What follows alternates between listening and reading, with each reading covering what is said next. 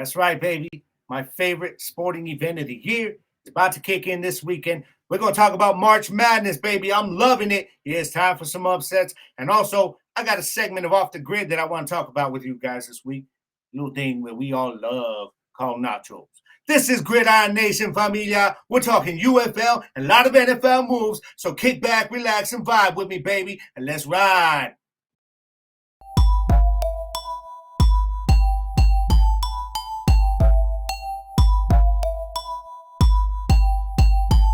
It's time I get in the game, forget the money and fame. Stay ready, making sure that they'll remember my name. I got a hunger inside when the numbers are tied. Yo, I'ma turn it up a level, never will be denied. I got them back on their heels, about to have me a meal. Not Zeke, but I'ma eat the way I'm seeing the field. Take out the competition, they'll remember the name. The wicked one I always bring it, got my head in the game. Now it's on. Finally went and wrote me a song. We the nation, eyes up on the chip and taking it home. Always up in my zone, yo, I'ma alter the plot. Man, it just can't stop. I got him shaking the spot. You got knocked down, go on and get up off the floor. Line up, brace yourself, cause I'ma give it some more. And when you feel the fire that I'm lacing into my rhymes, you know the heat is coming, baby. It's my time to shine now. That's right, baby. What is up, familia? Happy Tuesday. Welcome to another episode of Gridiron Nation Podcast. This is episode 96. Yeah, man, I hope y'all enjoying your Tuesday or whatever day of the week it is that you're listening or watching the show. Thank you so much for joining me this week, man. Yo, a lot going on, man. A lot going on. But first, I got to put it out there for those of you that are new. Yeah, this is Gridiron Nation Podcast. This is the podcast that is slow down, bro. This is the podcast that is made for the average hardcore football fan, by the average hardcore football fan. Y'all already understand that's exactly what I am. What is up, familia? I am your host, Gabriel Garcia, a.k.a. The Wicked One. Yeah, so that song at the beginning, I'm going to say it every week. I don't care. I will shamelessly plug my music on my show. I don't care. I got to pay for this. Well, technically, I pay for, everything from, the podcast publishing and the radio streaming. But you know what I'm saying. I'm going to plug my music. The Wicked One music available everywhere. That song at the beginning, y'all, if you're new to the show, a little something I wrote specifically for this show as a theme song called My Time. Try to incorporate it with the rhyming skills a little bit with some football talk in the song, man. So, y'all, it's not up yet, though. That one is not available yet on Spotify. That's going to be on my upcoming album that I'm currently working on right now. I've been working on a new song. I've got about, maybe about 7 or 8 songs already done for the new album. I'm looking at going at probably 10 to 12 songs, but we'll see. I will see what I got, man. I got a lot of beats I want to work with. But anyways, y'all go and check me out, man. All right, The Wicked One on Spotify, available everywhere. It doesn't matter where it is. Just you can scan that little QR code there. Or let me put this one up because this one is actually, where is it? That's the one I want right there. You see that picture? You got The Wicked One. Okay, so type it in or just scan the code if you're watching on your computer. And I appreciate it, man. You might be digging the music. Okay? Anyways, what is up? What is up? What is up, baby? Hey, I hope you guys are, like I said, you're out there feeling good, living well, and living blessed and having a good week, man. Good start to your week. As for me, I am. I'm second week back from vacation, so I'm starting to get back in the groove of things a little bit. And I am happy to announce, that I'm now grandpa. I don't care. I love it. I love it. I'm proud to say that. Yes, Adriana Martinez, for those of you that know my family, Adriana, that is my stepdaughter. And, I love her. And, I love her. I love all the kids. I love the family.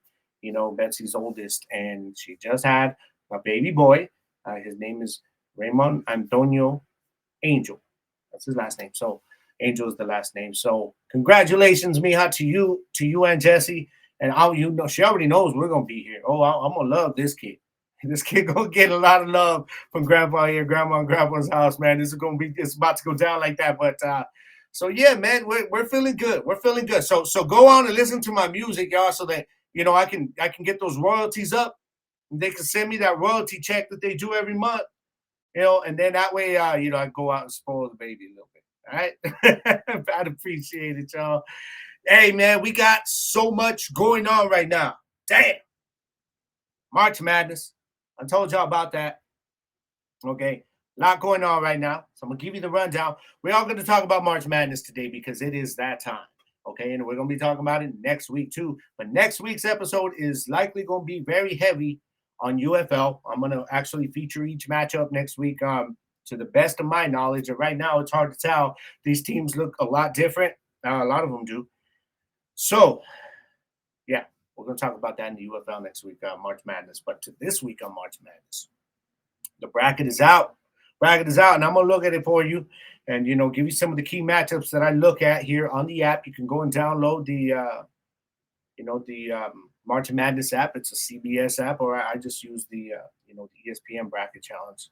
That's the one I use, but go and check it out. And speaking of apps, real quick, y'all don't forget, go on and download the new official UFL app. They finally got it up and going.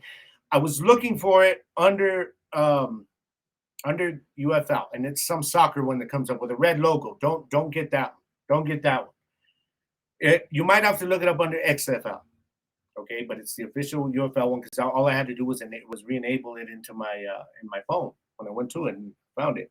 So y'all go on and check it out. Okay, get your team squared in there. It's gonna have everything we need from rosters and video and news on each of the teams. All right, be ready because we are just over 1 week away from the start of the UFL season, the United Football League, the first season where we officially have USFL teams competing against XFL teams and then within themselves. And it's going to be dope. And I cannot wait because my Renegades, man, I'm hyped. I hope we shut everybody up again.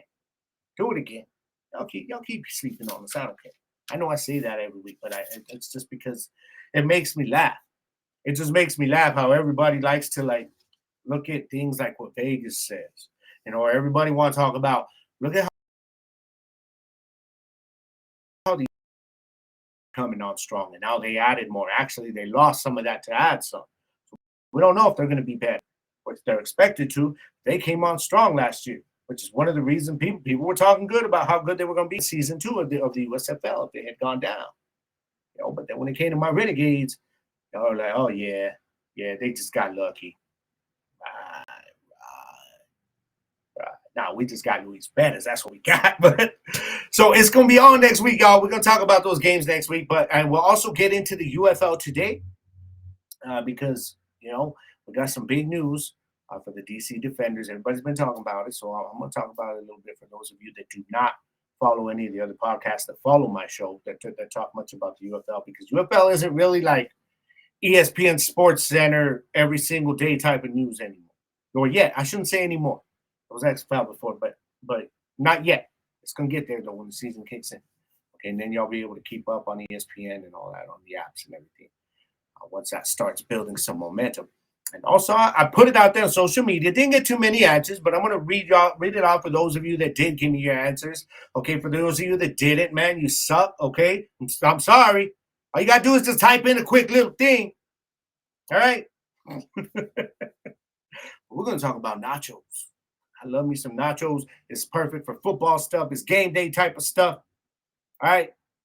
So we got a big show for you, dog, today. A lot going on. And we also got, of course, NFL news. That's going to be the big one today because there is a lot of news to get to. There have been some more signings and free agency. There was a monster trade. And, what can I say, man? What can I say? There was another big trade from one of the teams. No. Scratch that. We do got 2 trades. And they both involve a quarterback. Okay. Only one was much bigger under the microscope than the other one was. But we're going to get into all of that today, y'all, because we got so much to talk about. So let's get right to it. Let's get it on. That's right. March Madness is here. The tournament bracket is set. Okay. Selection Sunday. I always watch it.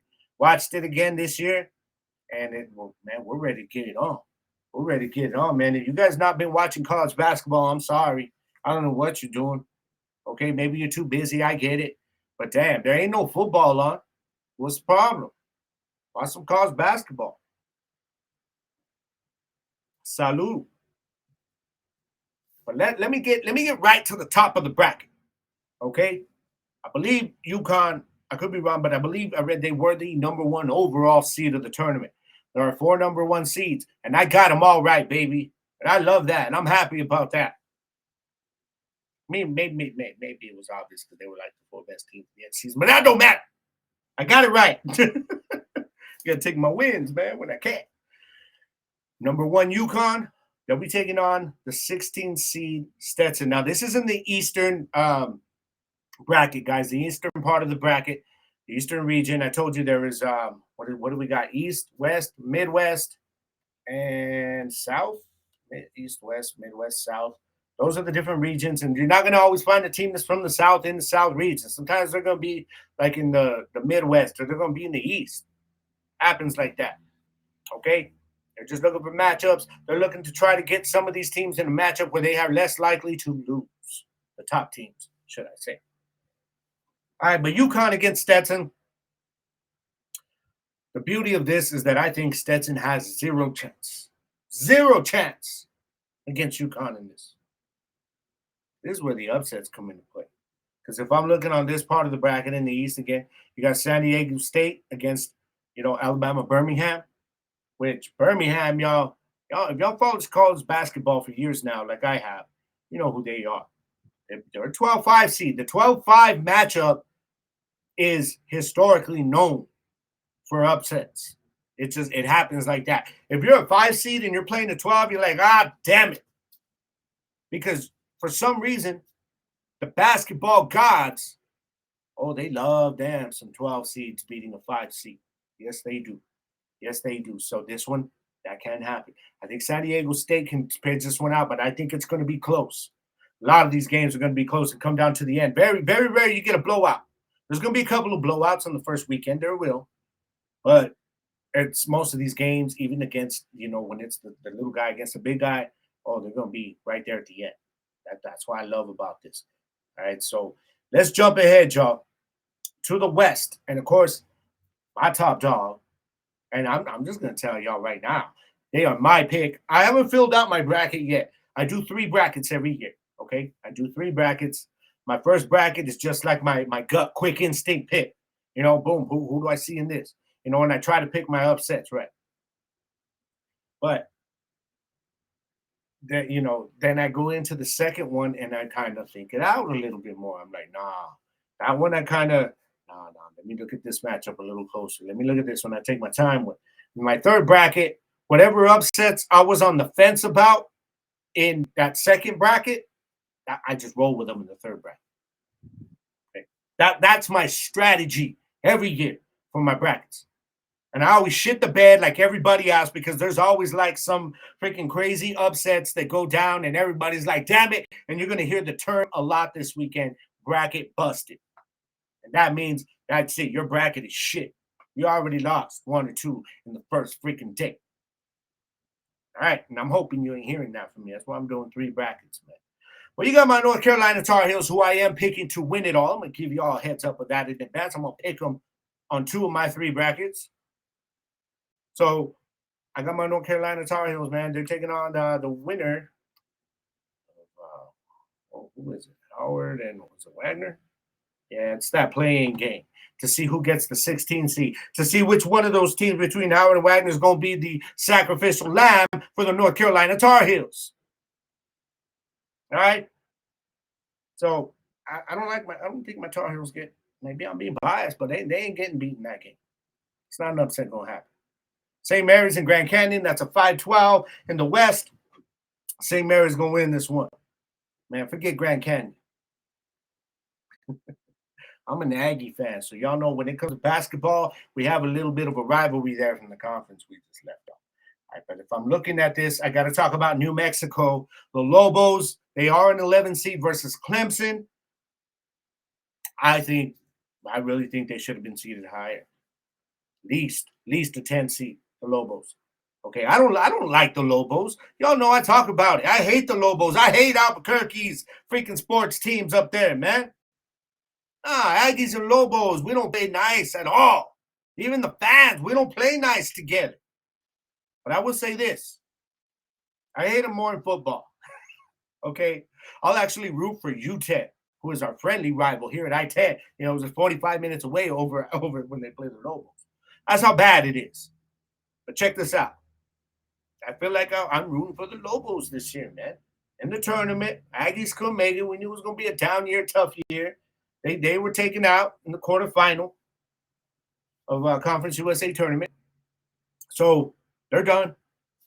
New Mexico Lobos, though, they've been a pretty solid team this year.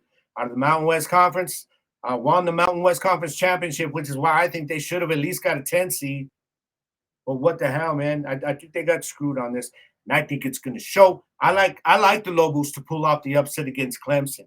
I'm calling that one right now. Calling that one right now. All right, now, so go Lobos. You'll never hear me say that again. I know this is recorded. I'm going to have to go back and delete this shit. No, I can't. But, hey, man, just go on and get it done. Lobos represent New Mexico in the big dance, man. I'll be rooting for you guys. South. Let's go to the South Conference where you got the number 1 seed, Houston, against Longwood. Never heard of Longwood. Who knows? Who knows? But Houston is legit. Houston is a legit team. Okay, I have got them in my Final Four. So that reveals 2 teams I've got in my Final Four already. I haven't even ran my picks yet, but I'm running with them on this bracket. It's Houston and North Carolina. Okay. Now, elsewhere in this bracket, I do see a really good, I see a really good chance of an upset with, now, don't say I'm tripping. Okay. I'm not. I see a good chance of Western Kentucky upsetting Marquette. Western Kentucky, okay, they are the number 15 seed. Yeah, the number 15 seed. Now, the thing about Western Kentucky is that, I should hate this team. I should hate them. But you know what I mean? The dudes just took out my Aggies. But they went on to win it all in Conference USA. And they've got bigs.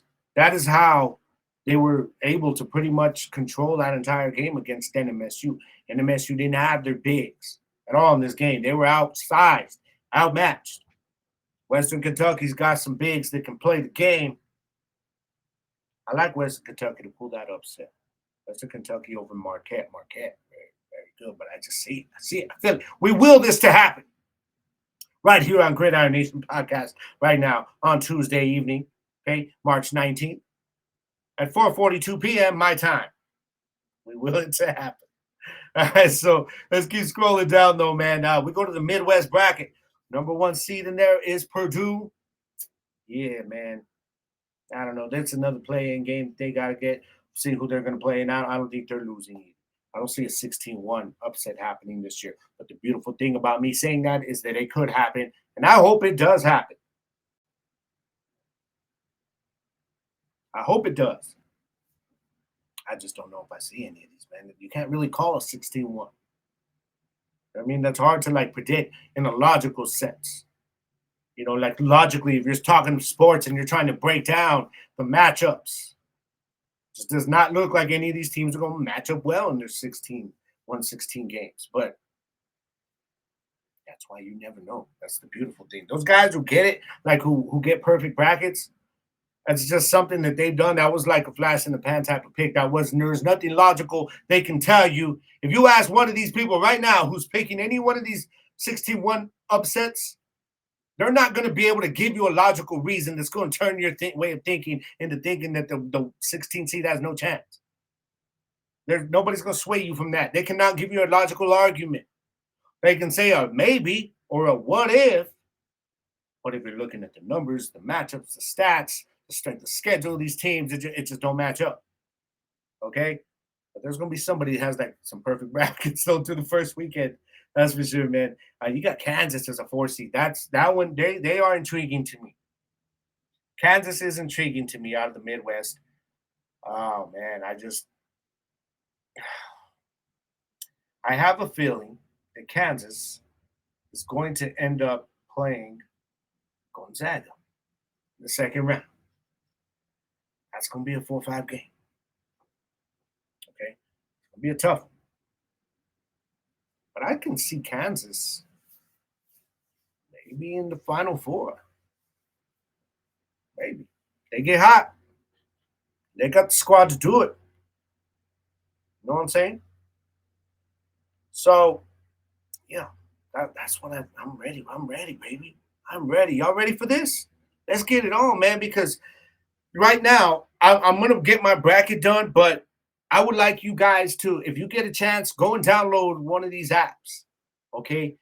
And before this weekend, share with me your official bracket, okay? And who you got winning it all. Your final, down to your Final Four, your Sweet 16, everything.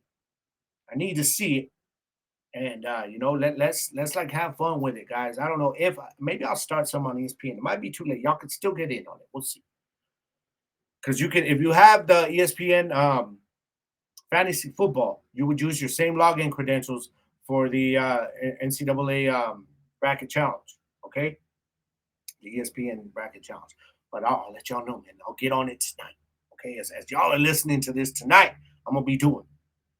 Okay, I'm gonna try and get on that tonight. Yeah, so I got North Carolina winning it all. Man, I just the Final Four is going to be a tough one to call, but I got Kansas in there. Okay, and I do like North Carolina. I do like Houston. But who else?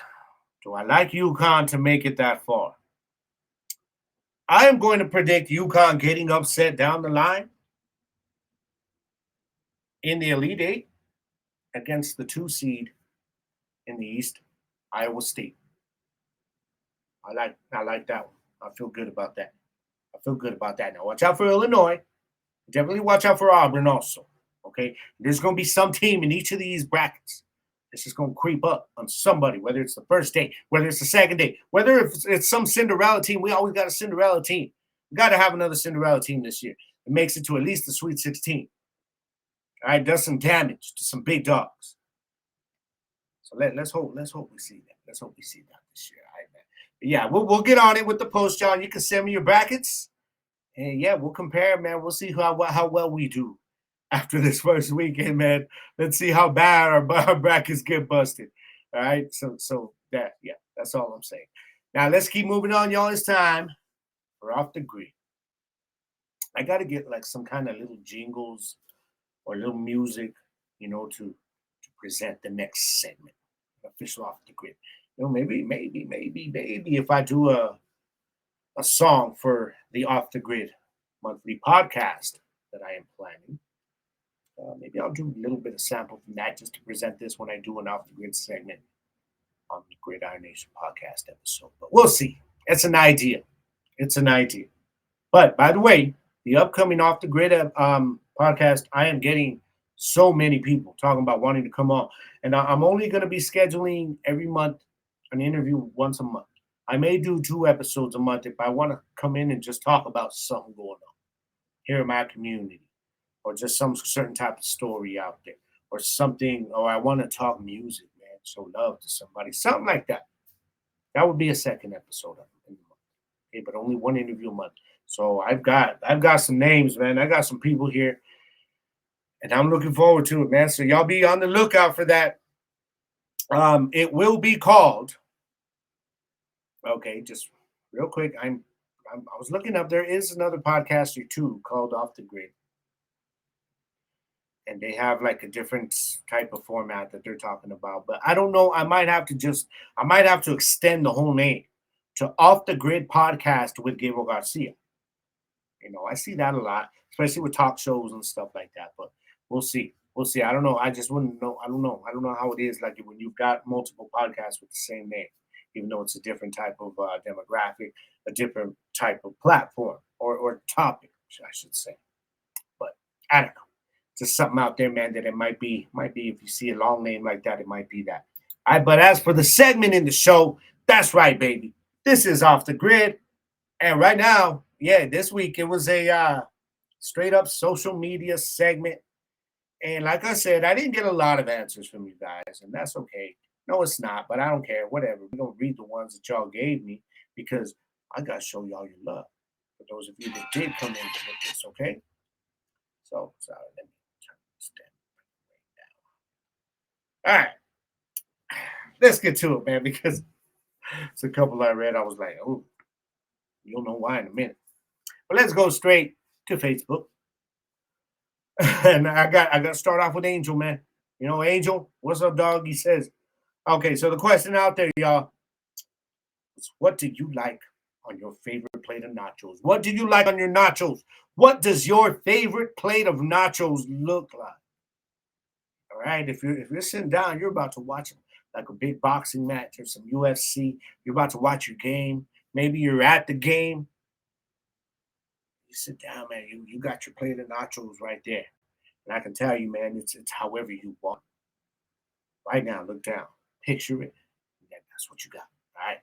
So I'm gonna go to social media right here, and I'm gonna give you Angel's answer. Angel Gallegos, he says, "Bro, let me tell you, it has to be stacked as high as I can with carne, sour cream, salsa, and extra cheese, bro. I'm picky with guac, so just with avocado will do too." Damn, bro, now I'm hungry for nachos. Yeah. Hell yeah. Hell yeah. I had me some nachos earlier, by the way. Calichis, bomb. But I had to on the day like today where I'm recording talking about this. Okay? I had to come in with nachos in my system. Show some love. But Angel, all right, man. Now you're picky with the guacamole. Why? How so? Like, do you like it salty? Do you like it not so salty? Does it have to be like fresh? I don't know. But the avocado's good. I always love me some fresh avocado with anything, man. Especially with tacos. You get the little wedges. Oh, my lady will cut them up sometime in little wedges when we're eating tacos. I just throw a little wedge in each taco. Damn. Like my tacos full with meat, cheese, tomato when I can. I have the guac right there in my taco, and then I got the salsa I'm scooping in on each bite. But tacos is a whole other conversation for another day of an episode of Off the Grid, Gridiron Nation segment. What's up, Jersey? My co-host over at the Gridiron. Catch us on Saturdays, 11 a.m. Mountain Time. Be there. He says chili cheese. Chili cheese. Sorry, I read that without the bow. You got to put commas, dog. Grammar. That's the way I was reading it, though. All right, chili, of course. Now, he says chili with an I. Now, some of y'all who are not from, the New Mexico area, southern New Mexico area, especially, because we know green chili, man. We are chili down here. We chili down here. So just know that if we're talking about nachos and you spell chili with a C-H-I-L-I, I'm thinking you talk about like Texas style, like what they call Texas style chili, which is like the chili dogs type of chili, right? So that's what I'm thinking he's talking about. Yeah, because if it's like chili, you're talking about like salsa chili and or green chili, that's gonna be chili with an E at the end. C-H-I-L-E. And yes, we are very, very anal and very proud of that fact down here. We take our chili very seriously down here in the southern part of the state. All right, that green chili, the red chili too. But getting off track here, Jersey the King. So he says chili with an I, cheese, sour cream, carne, and salsa. Nice and simple, but all the flavors there. Mm-hmm. Especially, you're talking about carne. All right, now you're talking about ground beef or you're talking about asada. I know a lot of people like asada steak, like sliced up, strips of it on their nachos, sometimes diced up. Oh, you go out to the food trucks out here, they'll hook you up. You get some of them nachos and they dice up that carne asada and put it on top. Man, our food trucks out here in southern New Mexico don't play. They do not play when it comes to the nachos. All right. J Beer says just about everything besides olives and sour cream. So you're one of those throw it all on type of people. Yeah. No, I can't do that.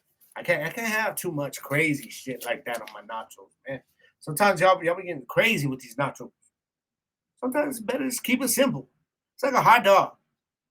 Unless I go to Calichis where I like the nacho dog, where they give you the freaking big ass Nathan's hot dog and they put nacho cheese on top and those jalapeno slices on top. Man, nacho dog. But yeah, keep it simple. Otherwise, I like my hot dog with just some mustard. If it's a chili dog, give me some chili on top and some mustard. Boom. Nachos. You ain't got to get too crazy, y'all. All right, Hendo. Go to my boy Hendo. He says, I keep it simple. Tortilla chips, ground beef, cheese, and then in quotations, he said, both nacho and grated. Nice. Nice. Double up on the cheese. And jalapenos on top, and they have to be fresh. You know, you're like Betsy.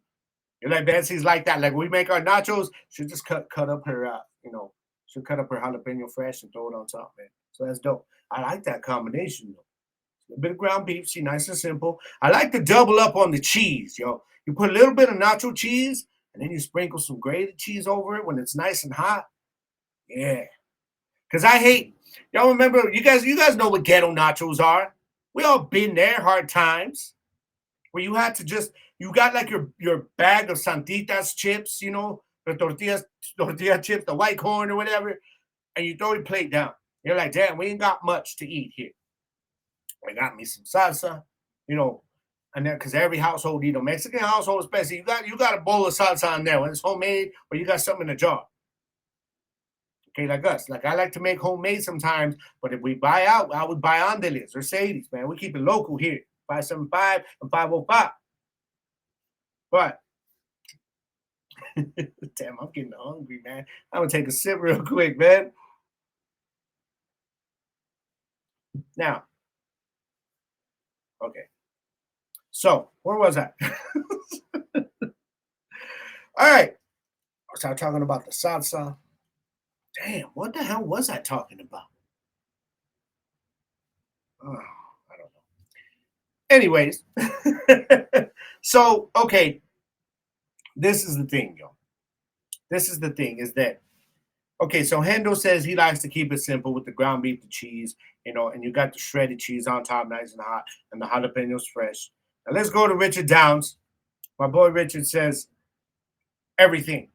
Absolutely everything. Okay? He got a list. Olives, guacamole, sour cream, beans, damn, assuming refried, shredded cheese, jalapenos, lettuce, and tomato. That's what I was talking about, the ghetto-ass nachos. And I'll get back to that in a bit because, damn, Richard, hey, dog, like, just reading that, all of that, makes my stomach hurt, dog. What the hell? I've seen you, homie. I know you. You're skinny as hell. You go down a plate of nachos with all that shit on it? That sounds like some Orion's back in the day. I ain't doing the lettuce and tomato, though. I might take a little bit bite with everything else you got there. You're like, dog, hey, I got some nachos. Look at this mountain. You want some? I'm like, here, let me get a couple. And that's it, though. Because you eat a plate of that shit. Damn. That sounds painful, bro. I hope you got some good plumbing. But it does sound delicious. I'll tell you that much. Dana Torres. She says nacho cheese, black beans, jalapenos. Also got to dice on a little bit of green chili. And, of course, some shredded cheese on top. Okay. Okay, you like the black beans, like refried like that? I'm assuming. I'm not a big fan of black beans, though. That's just me, though. I know a lot of people eat them on nachos, though. I've seen it. Last but not least, Mr. Javi Lopez. He says, bro, with a long O, bro, carne molida mixed with chorizo. Ooh, I'm intrigued. Nacho cheese, guacamole, and some lemon on top. Damn, what is that? You know what that sounds like? Hey, that's Mexican right there. That is Mexicano right there. Because you added the guacamole and the lime, loco. Straight up, man. Oh, read that again. Carne molida with chorizo. Yeah, let's back up to that. Damn, I haven't even got. I got to continue because we're gonna talk about the ghetto nachos. But, bro, now I've had the chorizo mixed with the carne molida and other dishes and other things. Actually, we made chili dogs one time with them. like Sonora style. We wrapped them in bacon, mixed some chorizo with carne molida, which is ground beef. Carne molida is ground beef, and and then we mixed it with that red chili powder from here in New Mexico. That was topped off the chili dog, bro. If I do that and put it on some nachos, bro. Oh, Javi, you playing with me right now. Carne molida with chorizo, some nacho cheese on top, and maybe you put the nacho cheese first, and I can see you with maybe like sprinkle the chorizo with the carne molida on top. Dab on some guacamole and squeeze the lemon all over it. Damn, Javi, it was the lemon that got me though. Not just the name Lopez, but that's. I love my people. Though. We get creative with this stuff, man. Straight up. But hey, now the ghetto nachos, man. Sorry, I forgot a minute ago. Hey, I mean, we've been there where you're struggling. Okay, this is all we got. We got some salsa on the fridge, and you got a block of cheese. Even sometimes it was even government cheese. You grate the cheese. And all you have is your bag of santitas there, maybe half a bag left. So you take out what you got and you plop it onto a plate. Okay, you shred the cheese on top. And then you pop that shit in the microwave. You pop it, you have to, like, when you make those ones in the microwave, those ghetto-ass nachos, tell me I'm lying. Like, you have to let it in there long enough to make that grated cheese melt. But by the time that's done, like the chips have been in the microwave a little too long, so they're like that kind of not crunchy no more, almost like if they were stale. You have the chewy chips, tortilla chips. Yeah, I know how that is, y'all. I know how it is because I've been there. And then you put the salsa on top, man. And those are your ghetto nachos, but you got to eat those damn things fast because that grated cheese, it dries on top. Because it dries on top and like a blanket over your chip. So you gotta you're grabbing your chip and you're tearing the cheese. You know what I mean? And don't look at the screen like that. Man, I know y'all been there. Hey, don't judge me. You have to tear the cheese and then you scoop up your salsa or you got the salsa on it like that. That's how you eat it. And your hands are all oily and crap afterwards because of the cheese. I know those are the ghetto ass nachos, but damn it if they are not delicious, especially when you're hungry. But how do I like my nachos? I'm a simple man. Picky, but simple. Okay? Yeah. I admit I'm picky, but I'm simple. I was like, hey, you want to go eat Chinese food? Nah, man, I don't like Chinese food. I don't like seafood. But you know what? I'll go get a hot dog. Picky, because I don't like the seafood. But simple. I'm cool with just a hot dog. All right. Same with my nachos. Okay. You guys pile up all that other stuff, fine. You offer me a little bit of your plate, I'm going to take a couple of nachos, and I'm cool. All right. What I like on mine, very simple, and my favorite plate of nachos that I've ever had came from my visit to AT&T Stadium when I went on Sunday Night Football to watch them host the Giants in Week 1. I remember, man, I couldn't believe it. I was like, I'm going to get some nachos. I didn't even know how they came. Okay. This is the way I love them because this is how Calichi's out here in Las Cruces makes them. All right. With the muchos nachos, it's the way I like them. All right. What they do is they fill the whole the ones in the Cowboy Stadium, it was this huge freaking square clamshell. All right. And they fill the whole damn thing up with chips, with tortilla chips. And they smother that with freaking, some of the best nacho cheese, the quality, damn, so good. And then they top that with that Texas chili I told y'all about, like they put on chili dogs. They top it with that all the way across with cheese. And then they just throw a grip of jalapenos on top. Bam, bam. I had like a mountain, y'all. It was freaking beautiful. It was glorious. And it was the best plate of nachos that I have ever had in my life. And that's why I want to go back. Not just that, but to watch my squad, of course. But that's how I like my nachos, man. Kind of chili dog style with some of them, nacho slices on top. And I'm cool with that. I like it other ways, though. Like when we make it here at home, Betsy will make the Velveeta cheese and stuff. She'll make the nacho cheese. And I usually don't make it the way I like it. I don't make the chili the chili stuff. That I just wait for the chili dogs for that. But with the nachos, I'll put that on top, and I love just getting a spoon and spreading the salsa all over the place on top, man. And I'm cool like that. Sometimes we make some carne molida with it. We put that on top. Boom, perfect. Sit down with us, watch some TV. So that's what I got for y'all, man. That's the way I like them nachos. Damn, that was a long-ass segment, but let's keep rolling on, man. I'm looking at the time. I'm letting this show go on a little too much, too far long. All right, UFL news, y'all. Let's get to it because there was some big news out of D.C. this week as D.C. Defenders running back Abram Smith, he was the leading rusher in the XFL last season. He is out, man. He's got a knee injury, so he is done for the year. And damn it if that doesn't suck. I hate injuries, man. I hate them. This is big. This is big because DC depended a lot on his run game last year, okay? And with a combination of their defense, you had Tamu there who would make plays when he had to and just, would protect the ball. 2023, he played all 10 games, and he went 1,601 yards, y'all. Yeah, I mean, I'm sorry. I'm getting ahead of myself. That's his total. He had 5 yards a carry, though. Okay, he had 5 yards a carry. Oh man, he was looking to have a big season this year, 2024, the inaugural season of the UFL.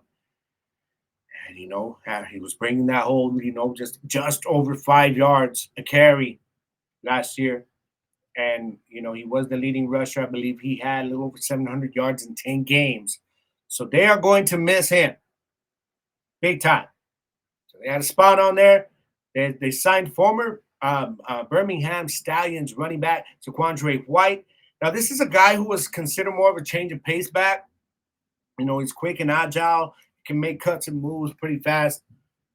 I don't know if they brought him in as the answer or just to try to compete and try to see what they're going to do at running back now. Because they got 4 running backs in their stable now. So they're going to it's going to go up until the end here. Maybe not even by week 1 are they going to know what their long-term solution is at running back for the season, for the foreseeable future. It might take week 1. Are they going to try a committee? I don't know. Are they going to make these guys compete this week in practice? I don't know. That is a big loss, man. That's going to hurt DC a lot. They got some wide receiver injuries, too, they got to worry about. So this could be a totally different team than what we were expecting offensively, at least. All right, so week 1, though, we're going to talk about it next week, y'all. Saturday, March 30th, it all kicks off with the Birmingham Philadelphia Stallions visiting my Arlington Renegades. They come to Choctaw Stadium, y'all. That's going to be at 1 p.m. Eastern time. If you're here in the Southwest, in Las Cruces, in New Mexico, anywhere in New Mexico, yeah, that's going to be 11 a.m. Eastern time. So adjust accordingly wherever you're at. And the other game on Saturday is going to be St. Louis, the Battlehawks. They'll be going to take on the Panthers in Michigan, in Detroit. That's going to be a 4 p.m. Eastern time kickoff, so that's 2 p.m. here in my neck of the woods. And then we got Sunday with the other 2 games, and we've got the DC Defenders. We were just talking about them. Yeah, man, they are going to be taking on San Antonio Brahmas, y'all. Brahmas fans, they got a lot of support in that fan base, and I dig it. I don't know about anybody outside of there like that I know is saying they're a San Antonio fan, but all their fan base is there, and that's cool. That's cute. Sorry, man. I felt like trolling some of them this week, and it was fun. But it's all love. Nothing like hate or nothing like that. So, and then on Sunday, actually, that's going to be 12 p.m. Eastern time on Sunday. So that's 10 o'clock our time here in the Mountain time zone. And Memphis at Houston, 3 p.m. Eastern time. That one is tricky. We don't know what to expect out of Houston. Nobody's expecting them to be good. But you never know. Memphis is expected. Who knows what's going to happen this week? But we'll get more into these games next week, y'all. All right, now it is time to get to the NFL news and free agency. So let's get it on, y'all. So now, real quick, I got to show my love. To Aaron Donald. Aaron Donald, well, he has announced that he will be retiring. This is it. This is it for him, man. He's done. And you know what? I mean, he is quite possibly the best defensive tackle to ever play the game. His name is up there, probably a top 5 all-time defensive player. Like, would anybody argue that? It's hard. It's hard when you go 10 seasons on the Pro Bowl. Hard to argue against that. I mean, 10 seasons with the same team, doing what he did, won a Super Bowl, was consistently the best player in the game. Okay? He had multiple Defensive Player of the Year and multiple All-Pro. I mean, the guy was a monster for his career. Okay, he had 542 total tackles, 337 solo, 111 sacks. The guy, how many times did we see this dude getting like 3-4 people on him and he made them all look stupid? Unstoppable is what Aaron Donald. The best word I would take to describe Aaron Donald. You say, hey, what's one word you're going to describe? Some people say dominant. I say unstoppable. Unstoppable. Nobody was stopping this dude one-on-one. It wasn't going to happen. I mean, yeah, it happened at times. But for the most part, somebody might have got the best of him one day. But, you know, for the most part, he was getting work or he was getting help. And that offensive lineman that had Aaron Donald in front of him all day was most likely getting work in single cover, in single, blocking most of the day when he was in single blocking, because it's very rare that any of these guys were singled up anyways. Aaron Donald was a defensive player that just demanded a double and triple team every single play. He had to be accounted for. That's how dominant this dude was. He won that Super Bowl. Okay, he's the one that got the pressure. Ultimately, that ended Cincinnati's drive, which had Jamar Chase downfield. So if Aaron Donald don't get there, that's a touchdown. That's a touchdown for the Bengals, and they probably win that Super Bowl. So much respect to the great Aaron Donald. I would love, and about maybe an episode where I can do some research, man. And maybe we can even go live with it this summer. And we'll see where we rank this guy as not as maybe in the defensive line talk all time and the all-time defensive player talk. Okay. But he definitely deserves to be in the conversation for both. Both, without a doubt. No doubt. So much respect to him. All right. Now let's talk about some of the moves that were made. The Eagles, they trade. I told you about in the opener about 2 quarterback moves. Let's get the small one out the way. Eagles trade for quarterback Kenny Pickett. He is officially a career backup now. Sorry, if you're a fan of Pickett, you have nothing to talk about. You can't sit here and say, nah, this is why my dude should be starting. Nah, he's had his opportunity. All right, not George Pickens there. He's He's going to be a backup unless somebody gets hurt. Okay, and I don't like injuries. They traded for Kenny Pickett, so if Hurts gets hurt, well, I'm not worried as a Cowboys fan. That's all I'm saying.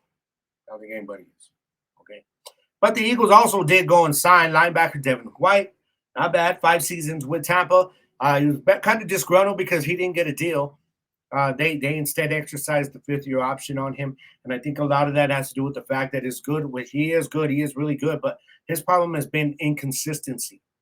There are times where Devin White gives up a touchdown to McCaffrey or Najee Harris like he did, because he is out of position. That's been his issue. His inconsistency comes with being out of position. So, yeah. But I mean, it was a good move for them because they struggled at linebacker last year. Bad. I don't know how Kobe Dean, who's going to be starting next to Devin White, is going to be after missing 12 games last year. I don't know. We'll see, though. We'll see. All right, but the Jags signed defensive tackle Eric Armstead, who's in his 10th season, probably made a little more money than I expected him to. And Tyron Smith, much respect to you, sir. He's going to be forever a Cowboy, future first ballot Hall of Famer. He got a year contract with the Jets. It looks like the Jets are going all in because they just signed wide receiver Mike Williams, who was released last week by the Los Angeles Chargers. So they're going all in. Now, Williams is one of those guys that if he's on the field, he's going to be a threat. Problem with him is, can he stay on the field? Like, you'll be lucky if you get at least half the season from this guy. And if you do, you get more than half the season, it's going to be a problem for the AFC East. I'll tell y'all that much. Offensive tackle, one of the best linemen in this draft. I think I had him number 2, in this free agency. I had him number 2 behind Tyron Smith. Trent Brown, former Patriot, he signs a 1-year deal with Cincy. Yeah, a lot of 1-year deals this free agent period, man. So what's up with that? What is going on with that? Yeah, I got a problem with the Browns. And I think JP said it best because as I was getting ready to go live, I saw a text pop up from him. It's funny. I'm about to talk about this. And he says, why are the Browns so ass at giving out contracts? I know, right, dog? Like, okay. They just decided. Okay, Jerry Jeudy ain't been healthy. He has not been what everybody thought he was going to be in Denver, right? Okay, that's fair to say that he's borderline bust at this point because of the expectations. Hasn't been able to stay on the field either. When he hasn't been too great. Well, the Browns, you know those Browns, they gave all that guaranteed money to Deshaun Watson only to have to wait to get to the playoffs by bringing in Flacco, who was sitting on the couch in the middle of the season. Yeah, those Browns. Oh, by the way, they got blown out in the playoffs. Well, they have given Jerry Jeudy a new 3-year contract extension, okay, that is worth $58 million, $41 million guaranteed. Who is this man's agent? Because damn, if I was a freaking up-and-coming high school player, college player, I'm looking at that agent. Are you kidding me, Cleveland? What the hell are y'all doing? $41 million guaranteed? This guy ain't proven nothing yet. He is not a $58 million receiver. Really? 3 years? Nah, man. You should have 1 year. You're like, hey, you go out and earn a new contract. This is why the Browns are the Browns, y'all. This is why the Browns are the Browns. Keep making them little moves like this, giving Jerry Jeudy unproven, borderline bust ass $58 million over 3 years of $41 million guaranteed. This is why the Browns, this is why we laugh at you guys, all right? Sam, man. Hey, y'all laugh at us too, okay? I'm just saying. Speaking of us, which is my Dallas Cowboys, yeah, Rico Dowdle got re-signed. And the thing is, see, this is why I hate my fan base sometimes, man. I'm in there looking at comments because it's like, this is a good move. I've been telling y'all this.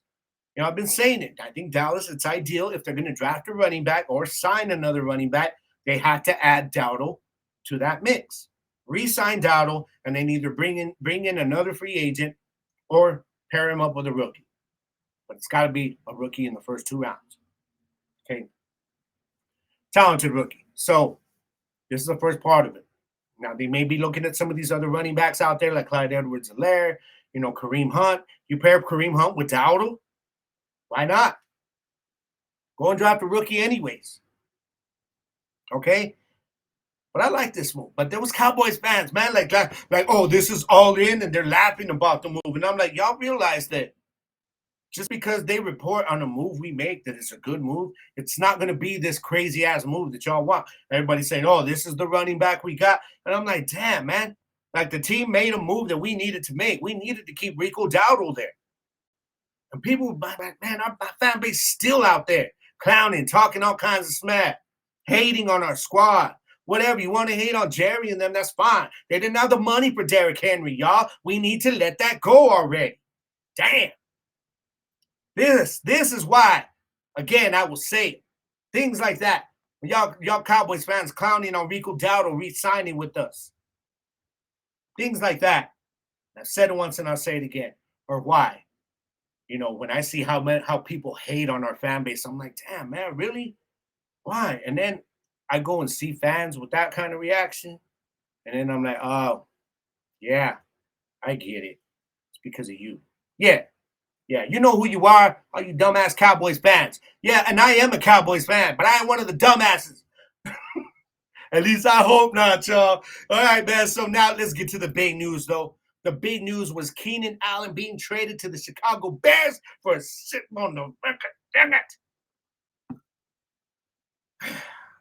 You're taking weapons away. Taking weapons away from my boy Herbert, man. Harbaugh, what you gonna do? I know y'all trying to cut payroll. What? I mean, most of these receivers are gone. Are you gonna bring in Tyler Boyd? Hell, put Boyd with Herbert. Unless he's been signed and I haven't seen it yet. Maybe. I don't know. I know there's some teams that kind of been like talking about him. KC was one of them, but KC turned around and signed Marquise Hollywood Brown. Excellent signing. If he stays on the field, watch out. Okay, watch out. Because we've already known he can be a wide receiver one. He's good. He is good. All right. Now, the other big one. Right here. Bears trade QB Justin Fields to the Steelers, and this is why it is relevant to the Keenan Allen move, because guess what, y'all? Guess what? I've been saying it.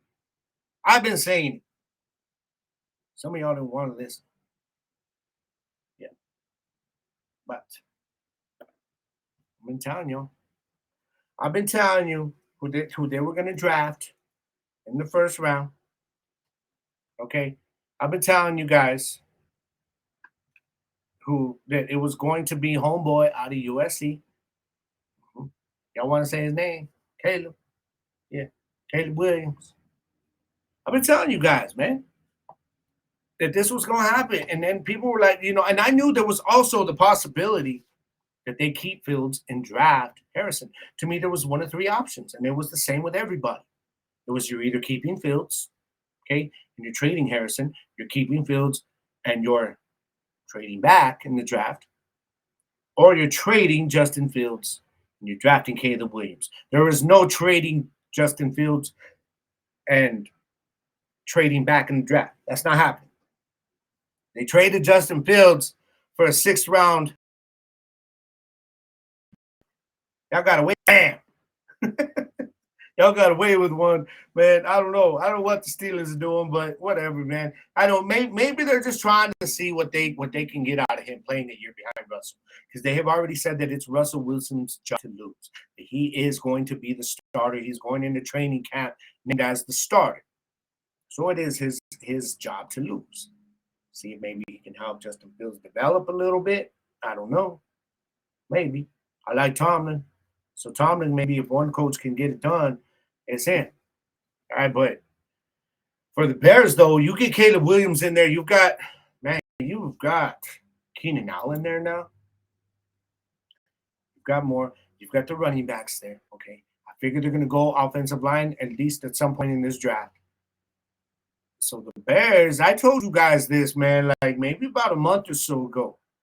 I mentioned that the Bears, all the with the draft picks that they have and all that money they have, that they could get good in a hurry. And it looks like they are taking that and running with it, man, taking that little thought there, because they feel the same way. We can get good in a hurry with all this money in these draft picks. If they draft right, these next 2 years could be big for the Bears developing into a problem in the NFC North. But I think Caleb Williams is going to do well. I think they've got him set up there to do well, because what he is not is Justin Fields. He is not Justin Fields who's only going to run. He is a pocket passer. Caleb Williams is coming into the NFL, having played in an NFL pro-style system and shown his ability to make plays in and out of the pocket in the pass game and in the mobility game. So Justin Fields, on the other hand, he's got the mobility, but he has not shown the consistency to be a passer. He's got these weapons now for Caleb Williams there. I see the Bears getting good in a hurry. Like I said, man, now let's see how they draft. If they can get 1 or 2 guys, maybe 3, in this draft to produce in the rookie seasons, be either side of the ball, they're going to be set up, man. They're going to be ready to go. All right? So that's the way I look at it, man, is as for the Steelers, I don't know, man. I think the Steelers can probably – I think they're going to be good this year. I think Russell Wilson's going to be good for them. But I just don't know what they're going to do with Justin Fields. Like, is Russell Wilson really the guy to help him develop as a freaking passer? I mean, Russell Wilson's a good passer, but I don't know. What's his reputation as far as like coaching up the dudes behind it. Anybody know? If you do, then tell me. What's he say about the Chargers with the Keenan Allen trade, man? They're gonna go into the draft looking for a wide receiver. I know that. Okay, you have both Bosa and Khalil Mack both restructured their contracts, so they're staying on the defensive side. I think defense still gonna be good. You got Derwin James there. Man, I mean, you take Herbert. Herbert's missing Williams and Keenan Allen now, so he's still gonna have his other guys there. And I think if anybody can just make some of these young receivers and get them to produce early on. It's going to be hard and Herbert, so we're going to see how this plays out. I don't like it for Herbert, but hey, give him some young talent because Keenan Allen probably got this 1 year left. Hell, this might have been his last hurrah, the level he played at this year, man. How much of that was Herbert? I think a lot of it was Keenan Allen, but Herbert, though, he ain't going to have Herbert throwing to him. He's going to have a rookie, Caleb Williams. As much as I like Caleb Williams, it's asking a lot for him to say, we need you to play like Herbert did in his rookie year, or we need you to play like CJ did last year. I think Caleb can do it with these weapons, but still, you cannot expect it. That's all I'm saying. All right. Now, real quick, guys, some more Cowboys news. I told you about Rico Dowdle, but Michael Gallup was released this week as I expected. I thought he would be a post-June cut, but no, they didn't. They let him go. And also, Leighton Vander Esch, he is gone. He was released. Okay, he was released, but he actually he came out and he announced his retirement. And it sucks. Sucks 6 seasons all with the Cowboys. It's one of those guys. A lot of people think of Sean Lee when they think of him because it's like he's really good when he is on the field, but he just can't stay on the field. And Sean Lee though was like a much better linebacker. Sean Lee was elite. Like I really think if Sean Lee have been able to stay healthy. I saw a post, I think it was Angel that posted it about talking about Sean Lee would be wearing a gold jacket. And yeah, you're right. I think that too. But he couldn't stay on the field. But Vander Esch was still good. He was still a very good linebacker for us. But again, he couldn't stay healthy. I'm going to read real quick his statement he put out, his press statement. And it was 2 Cowboys fans. And he says, this is him quoting his words. He says, my dream of playing for the Dallas Cowboys came to reality on April 26th, 2018. That night will forever be a night I'll never forget. During my 6 years as a Cowboys player, I've always pursued success in winning football games while preparing and training with the highest standards of competition, passion, and perseverance. It has been an honor to represent my family, my teammates, and the people of Dallas. He goes on to say, the Dallas community and the devoted fans of the Cowboys are simply amazing. 6 years ago, upon arriving in Dallas, I received the warmest welcome possible, and Dallas has been my home ever since. The dedication and passion the fans display has been inspiring. During a Sunday afternoon in the fall, there is no doubt the collective roar of our enthusiastic fans provides strength for the players. Countless times I was approached by fans and loyal season ticket holders who gave me nothing but words of encouragement and support. I cannot thank you enough. Hey, you know what? Vander Esch, the Wolf Hunter, we can't thank you enough, man. We can't thank you enough. Too bad it was cut short, man. But hey, man, I enjoyed watching you play, sir. And I'm a Dallas Cowboys fan. It's all one love and all respect. All right? Yeah, it is time for me to get out of here, y'all. But before I do, I got to throw a few, pew, pew. You shooting guns about or what? Pew. Nah, I'm ready to get out of here, man. But I got to throw a few plugs out there. First of all, told you on my Hellraisers podcast, I am planning on dropping the first episode next Thursday, March 28th. Now we'll go into detail about this Arlington Renegades and Birmingham Stallions game. It is big. It's going to be a monstrous game. And I'll touch on it a little bit on next week's episode of Gridiron Nation podcast. But, I'll go a little more in depth for the episode. Probably be about a 30-minute episode, y'all. So, tune in, all right? I will keep you posted online, okay, about the time. Just saying. All right, I got to figure out when I'm going to record it or when I'm going to live stream it. Yeah, so, you know how it is with me, y'all. You got to pay attention to my social medias, okay? Pay attention to my social medias, like Facebook at Gridiron Nation and the number 1, at Gridiron Nation #1 on Twitter, at the #1 Gridiron Nation. Follow me and I will follow you back. Okay, follow me and I will follow you back. And also Gridiron Nation Podcast at gmail.com. All right, so y'all get on there and just, follow me, man. Share it, man. I'm trying to pick up the followers, help me out, all right? And yeah, when you're following me, I'll keep you updated on the Hellraisers podcast for all my Renegades fans out there. And also, if you're listening to this on one of your audio streaming platforms, one of the many audio streaming platforms that GMP is on, you can look up and watch the video version on YouTube. Just search for Gridiron Nation Vodcast, for a V as in victory, as in voyage, as in vámonos, because I'm about to get up out of here. Yeah, that's what you got to find, all right? Also, Instagram at @GGarcia_Gridiron. Look me up. Yeah, man. Let's follow each other on TikTok at Gridiron Nation Podcast, all right? And also, like I said, every Tuesday evening, y'all know I'm here, Gridiron Nation Podcast with your host, Gabriel Garcia, man. I appreciate every one of you every single week, all right? Don't forget, on Saturdays, you can catch me at 11 a.m. Mountain Time with my co-host, Jersey the King, on Gridiron Nation Show. We go live. We're on the Fuel Network. That's right. We're on the Fuel Network. If you got a Roku device or you got a Fire Stick, look up the Fuel Network, okay? We're going to be on there, man. You can pull up all these different podcasts and shows. They're dipping into some big things, y'all. So y'all need to jump in now. All right, so you can tell people about it. And when it blows up, you'd be like, see what I tell y'all. Listen to your boys. All right, we got you. We got you. But I'm about to get up out of here, guys. But before I do, and I thought I had put this, yes. Now, I normally have a positive message, guys. You guys know this. But, this week, I figure I'm going to make it a little bit easier, okay? Because what I want to talk about that's positive this week is you guys. All right, my Gridiron Nation familia, my Gridiron Nation, all of you guys that have followed my show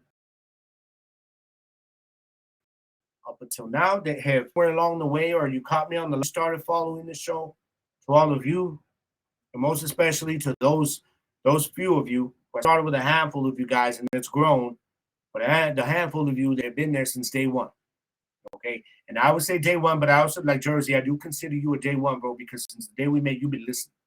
You've supported the show. You helped me help it grow. But you look at people like Angel, okay, like April, okay, and of course, like the unofficial recurring guest who still hasn't come on here, my dog JP, Isaiah, you guys that have just listened, my brothers, of course, from the very first episode, and everybody that has jumped on along the way. My message to y'all this week is that for everything I love about doing this show, the best thing about this show is you guys. It is. You guys are the best thing about this show because, when you start talking to me afterwards about something that was on the show, or you guys hit me up and you say, hey, great show, man. It was a good show. It makes me feel good. It keeps me motivated, guys, to work all week, to do my research and to plan where I'm going to put each segment. Like, I go into detail. That's how I do it. I spend a lot of time planning this, and I love doing it because y'all motivate me to do that. Okay, so I know I always thank you guys, but I can't thank you enough. So my message this week is that y'all just go on with this knowledge, knowing that I appreciate every single one of you guys, whether you just jumped on or if you've been along for the ride the whole time, man. Thank you very much, bottom of my heart, from the bottom of my soul, and it is all one love, familia. And I'm about to get up out of here, and no matter what life throws at you guys this week, guys, no matter what it is, okay, I want you guys to make sure that you find your place of Zen. You stay there, all right? You stay there, because I know life's hard for some of us going down right now. I know there's crazy things going down. I know there's tough things going down for some of us in life right now, all right? But I'm going to say it again, like I do every single week. You have to try to adapt. You just keep walking on. Like I told y'all a couple of weeks ago, you walk on. Because as long as you're walking, you may be taking them putazos that life's throwing at you, man, from left and right when you're walking. It's like, I hate to compare this, but back in the day, when you got a gang initiation in the barrio, you were walking through, and sometimes you had to walk the line between two lines of dudes, and there were shots coming in on both sides. And that's what life does to you sometimes. I get it. But check this out. When that happens, you still get to the end. And if you drop to a knee, okay, or if you go down, you get back up, you start swinging back, you dust yourself off, and you keep walking on, man. Because that's how you adapt, okay? You learn what life's doing. You adapt to it. You evolve. Because in the words of the great Bruce Lee, right there, all y'all got to do is be water, my friends.